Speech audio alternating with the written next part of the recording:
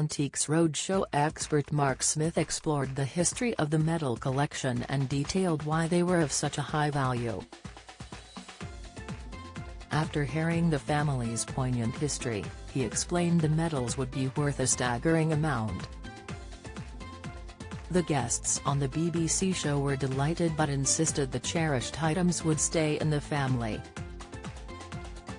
"I've been looking forward very much to looking at these medals," Mark admitted. "Now, we have an etching, as it were I suppose, of a man here, wearing what looks like hundreds of medals. Who was this man and who was he to you? This man was Major General Sir Denis Pack, who amongst other wars, fought at Waterloo, and he was my wife's great-great-great-grandfather," the guest replied. "He was one of the major figures in those wars, Wellington's right-hand man," Mark clarified. "Now, he is a general, but he was a fighting general, wasn't he?" "Indeed, he was up front," the owner of the medals confirmed.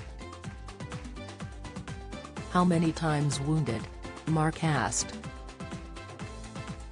The guest responded, "He was wounded 9 times and he was mentioned 5 times in both Houses of Parliament, commending his valour, which is quite astonishing, we think.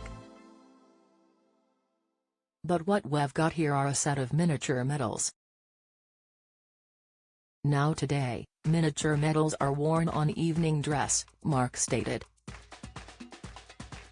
"And they represent the full-size medal.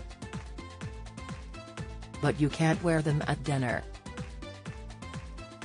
It is such an incredible array of medals, and in his day, they were made of gold and they were made of precious metals and real diamonds.